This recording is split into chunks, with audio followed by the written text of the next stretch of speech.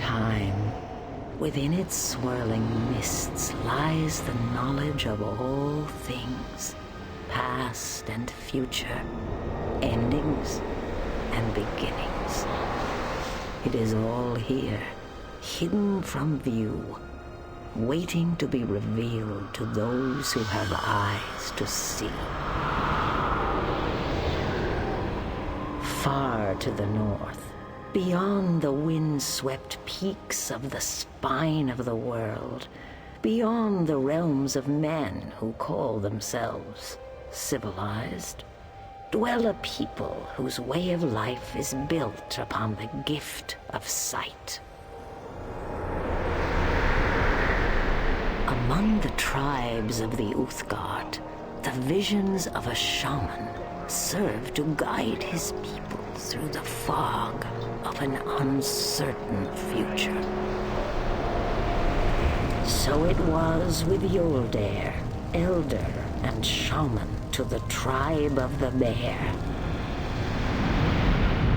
For it was his visions that foretold the return of a slain king, awakened from the halls of death by a spirit consumed by vengeance.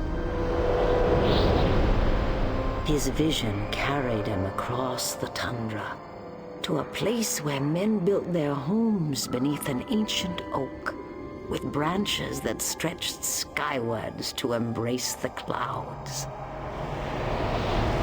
It is here that his vision showed him the faces of the strangers that would journey far across a sea of ice and snow. To the frozen north, these heroes would come, drawn into a twisted maze of shared destinies that would lead us all into the cold and terrible heart of winter.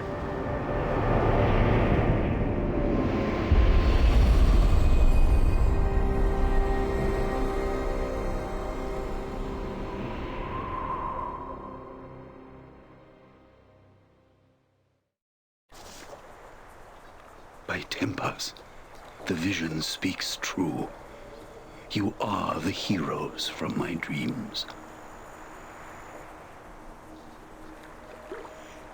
The vision is why I have come to this place. Tempus has guided me to you.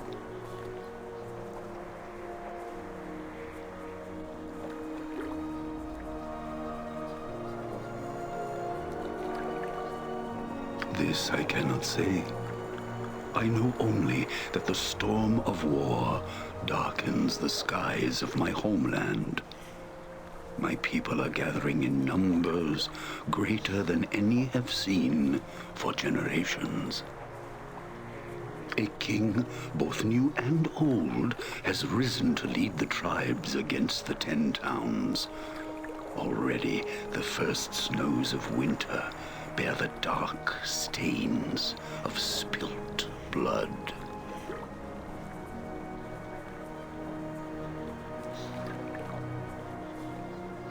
Wolfdane is his name. He was a great warrior from an elder tribe who was slain in battle on the eve of last season. Now his body has returned from death's halls to lead my people once more as king.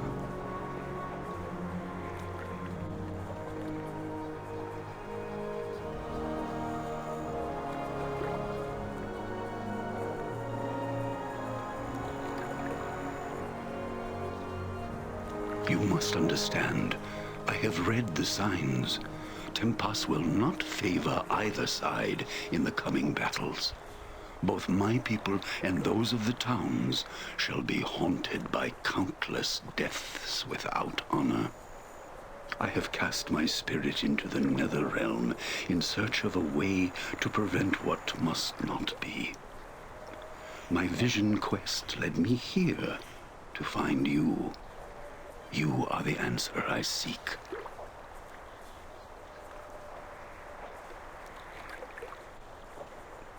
You must come to Hengoro, to the great mead hall where the tribes have gathered. You alone can forestall the war between our peoples.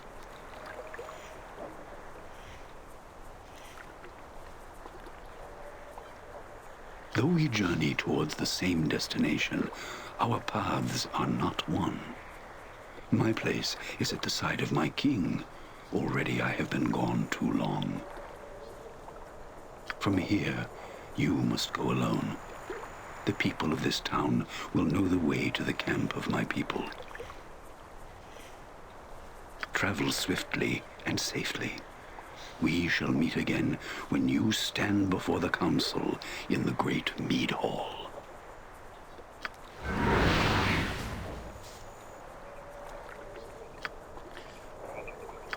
Hello and welcome back to the channel. So I did not realize that halfway through the conversation with that guy that my mic was muted. Apologies. So here we are. We are at the heart of winter, the expansion to Icewind Dale. And hopefully I do not end it as poorly as the last episode ended with our pseudo main character Thalic dying in the final battle due to believing I had enough room to walk in between, to walk past the skull traps I had set. A split second before I realized, I don't know, it was, I don't know, I had second guessed myself. I was like, did you call it? Boom. And it was really annoying. And even though in Icewind Dale apparently there is no main character, so the person in the first slot or the first character you create, probably more accurately, the first character you create is considered your quote main character. Icewind Dale doesn't seem to have that like the other Infinity Engine D&D games. So I technically won the fight, but if you're ever technically right or you ever technically win, you're not right, you didn't win, you got away with something. That's the way I look at it, which is why it bothered me so much. But I'm not going to pretend to be something I'm not. Like I said, it was a blind playthrough. We're rolling with the mechanics of the game. I did go back and do that fight a few other times afterwards, just because I was kind of pissed off and wanted to crush him, and I absolutely smoked it like a cheap cigar. Whatever. So, anyway, moving on. It took me a good, 45 minutes to figure out how to import these characters and get this up and running. You took my bags. You took my potion cases. Did you really?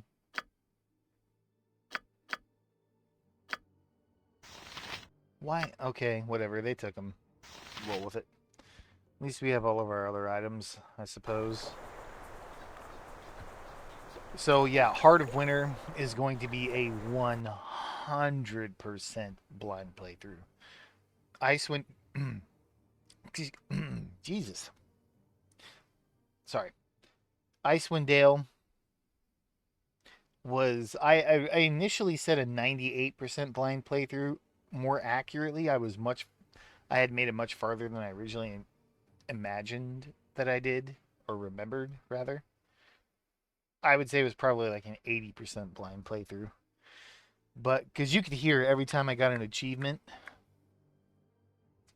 but you could, I have it set up to where it captures the window, not the monitor.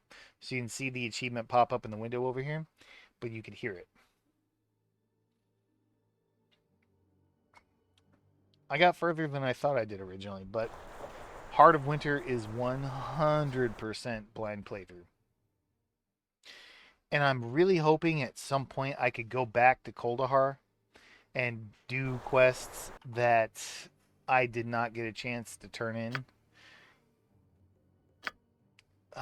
For example, we need to turn in the remains of the Voice of Bones, the guy from Dirtle Anatha. We need to find where we could, whatever temple it was, to bury his remains. We need to go back to the Seldarine Hand and release some birds, plant some seeds. I would like to do all that. I was kind of upset that we didn't get to do that. So Yeah, let's move on. Let's go to the well here and see what's at the well. Haley, my God. Sorry. I'm drinking right now, and for some reason it keeps going down the wrong pipe. Excuse me. My brother's stuck in the well? Alright, well, help. Help me, please. My brother and I were playing, and he fell down the well. I think he's hurt. He fell down the well? What happened? My name's Haley Dunn. I dared my brother to climb down the well, and he did. But he slipped, and I heard him fall. Please help.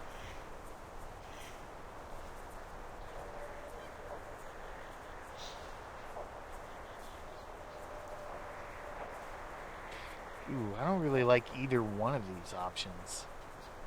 Well, it looks too narrow for me to climb down. Perhaps I could lower you down to get your brother? How are you going to lower her down? At arm's length? I shall see if I can get... I have no rope. I shall see if I can get help at once. My father has some rope. He can get my brother out. Your father? Which house is his? He's on the far north side of town in the eastern corner, next to the woods. Please hurry. I'm off. I shall return quickly, Haley. Stay with your brother. Damn kids. The Cooper's place? Probably the Cooper's place. Well, let's go there first. Little asshole kids. Daring each other to do dangerous shit. What is this, the 80s? I was born in 81. I feel you on that. I'd probably done some nonsense like that. Christ, I'm getting old.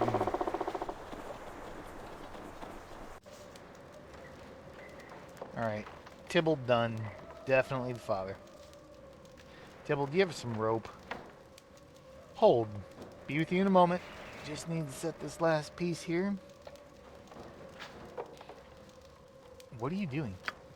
Trying to set up this hoop to the barrel before the metal cools. But the damn thing's stubborn.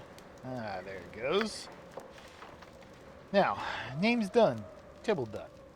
Haven't seen you around here before. What do you want? Dunn? Thank the gods I found you. Your son's fallen into a well and needs your help. That so?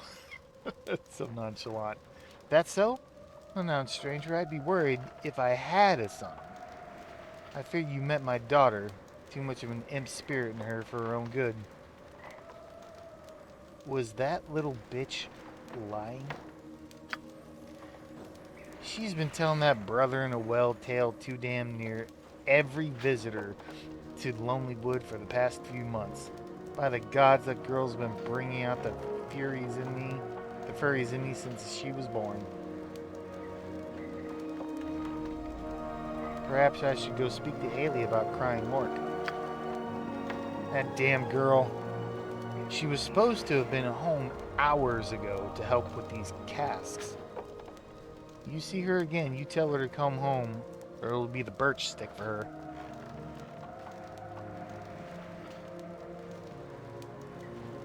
Why do you let your daughter run around telling tales? Let her? She's more willful than her mother. I barely have time to make ends meet, much less keep them both in line. But enough about my family. If there's anything else you need, I have work to do. Well, I might be in need of supplies. What is this place? It's my shop. I'm a cooper. I make barrels. Why? You with one of the caravans? Because if you are, then you've no business with me until you've traded words and gold with Valdemar. He's the one to talk to, not I. The one to speak to, not I. Who's Valdemar? Haven't heard of Valdemar? You are new here. Valdemar is Lonelywood's council representative. What does the council representative have to do with you and I doing business? Well, as council representative, Valdemar has taken it upon himself to represent all the tradesmen of Lonelywood in dealings with caravans. A profitable position.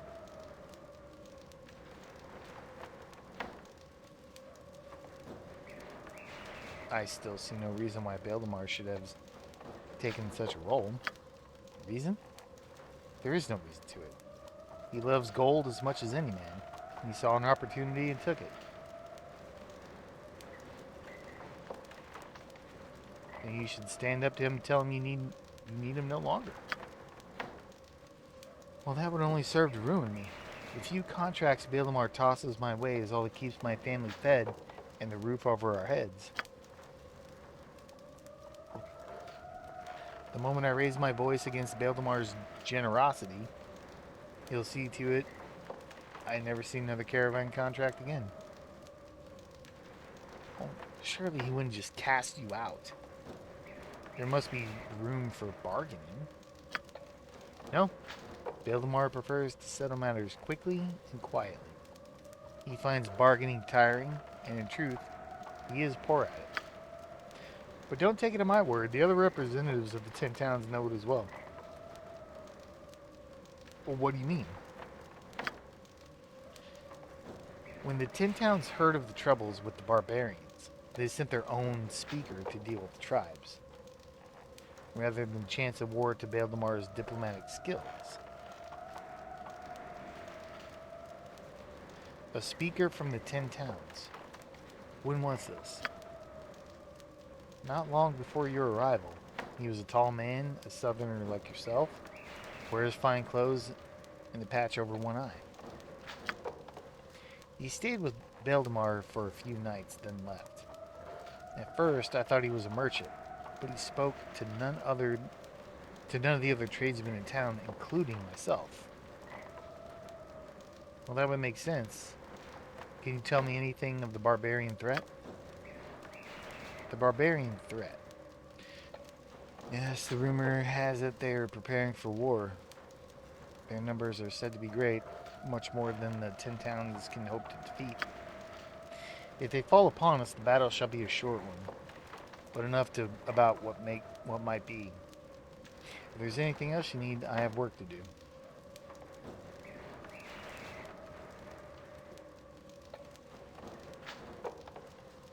I might be in need of supplies. What is this place? What is this place again? Yep, we already read that. Okay. Already read through all that.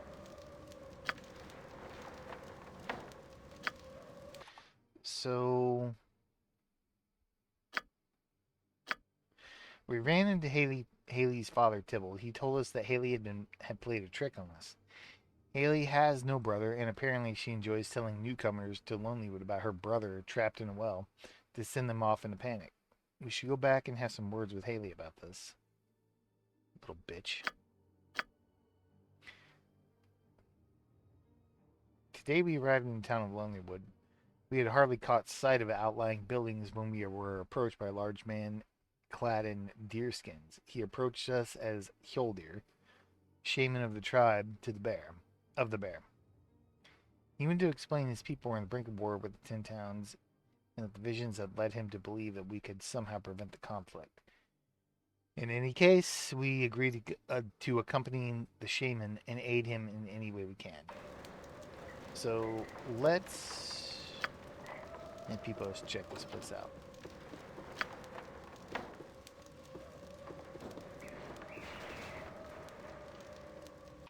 Are you really going to make me change my scripts? You are not.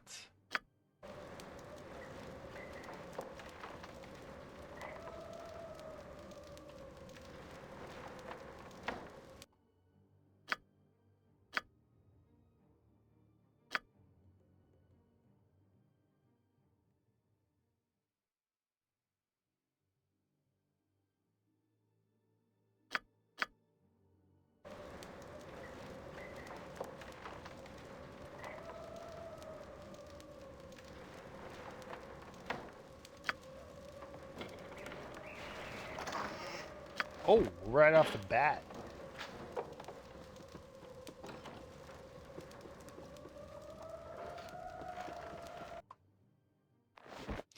Those look like cold resistance boots. Yep.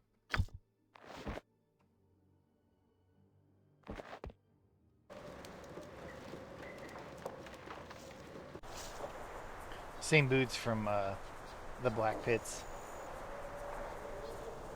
Let's go have a little chat with little Miss Haley. You little bitch.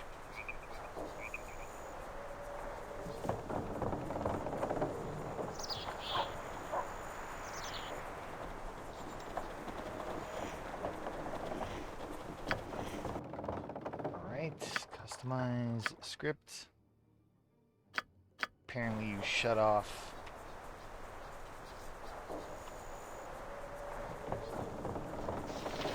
Why are you not working? Why are you not working?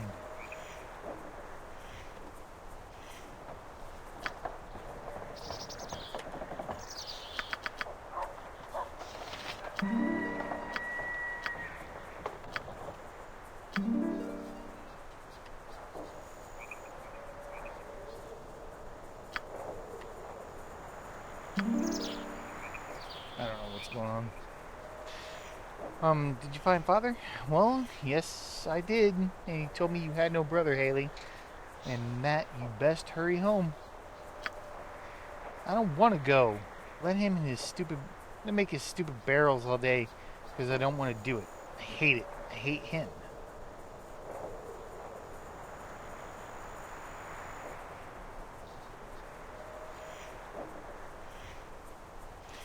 I think a young girl could find more amusement in playing pitch, pebble, or old man's crutch than telling tales to strangers. Those games are for babies. And besides, there's no one here to play with, except Purvis, and he gets mad when you pitch pebbles at him. There's no other children in this town. There's just me.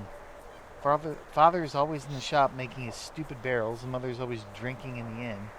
There's nothing to do in this stupid town. So what do you do all day? Surely you don't wander this town alone. Uh-huh. Sometime in the forest, too. But not much. Mostly just in town. By the well sometimes, or Pervious's shack, or I climb up a tree by the inn. There's a really good view up there. A good view of what? People in town. Of the inside of the inn and things. I can't tell you about secrets. Secrets? Like what? Secrets. Secrets. If I told you, they wouldn't be secrets.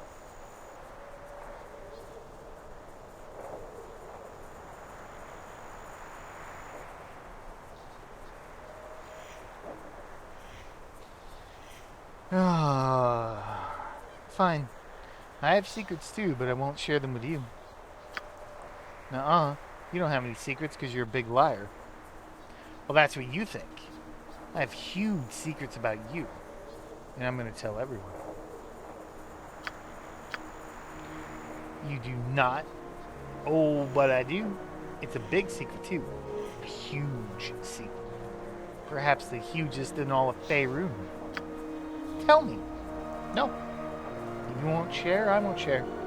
Besides, if I told you, it wouldn't be a secret anymore. Okay, I'll share, I promise. Now please tell me. Please.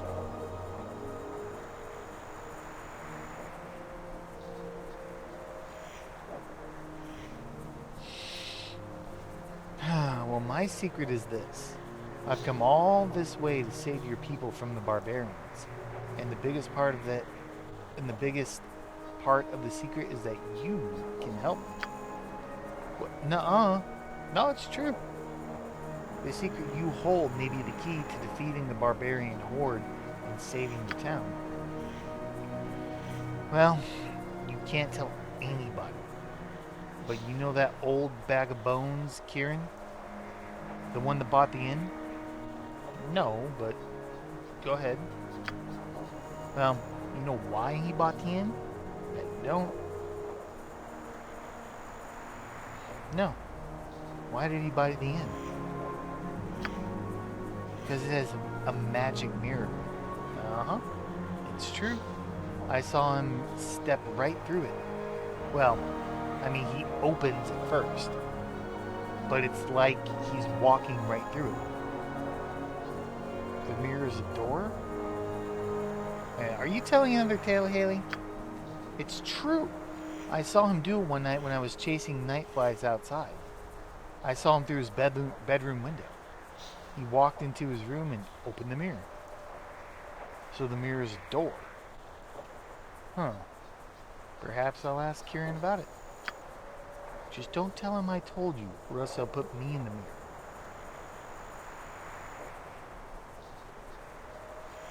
Haley, do you know anything about the barbarians? Mother wants to leave because of them, but she always wants to leave. She says the barbarians are going to burn down Lonelywood. Well, what does your father say?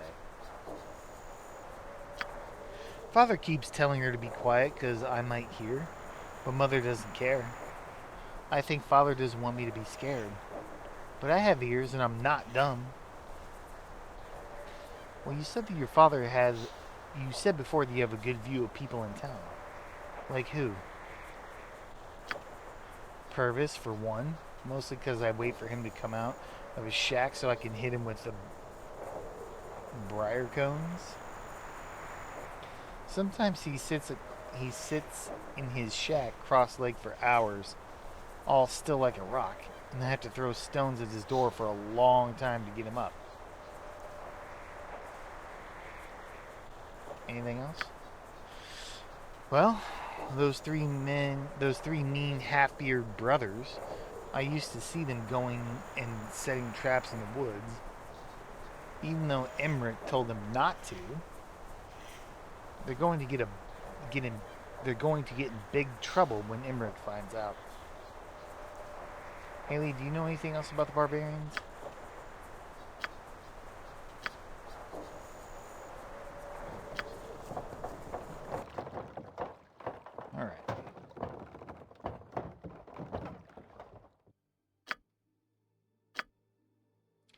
It turned out, okay, yeah, we confronted her on it, and she told us, and told her to go home, but to no avail.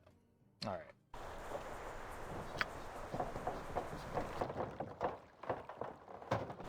So let's hit up the trading post. Maybe we could... Do we still have our money? We do. Thank God.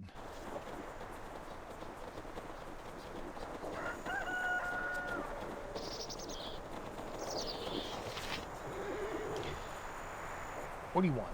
If you're looking for a ride, tough luck. We're not going anywhere for a while. Well, who are you? I'm Raleigh Galloway, caravan master for Galloway Trading Coster. Me and my men are stuck here because of those idiot savages out on Bremen's Run. But what exactly is a trading coster? It's a collection of businessmen who band together for mutual support. Unlike trading houses, costers genuinely don't have much to do with family. Just making money.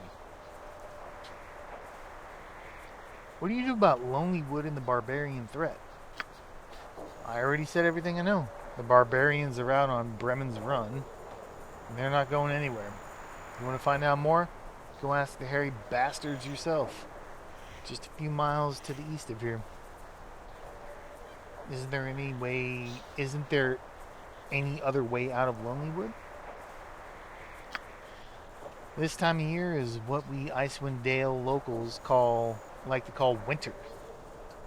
Look out on the lake. You get past the burial island, the whole damn thing is frozen. Any other route is directly over rough land. No trails. What do you know about the Lonelywood and barbarian threat? I already said everything I know. The barbarians are out on Bremen's Run, and they're not going anywhere. You want to find out more? Go ask the bastards themselves. Yeah, whatever. Anyway, we're going to go ahead and end it here, and we will pick it up in the next one. Thank you very much for watching.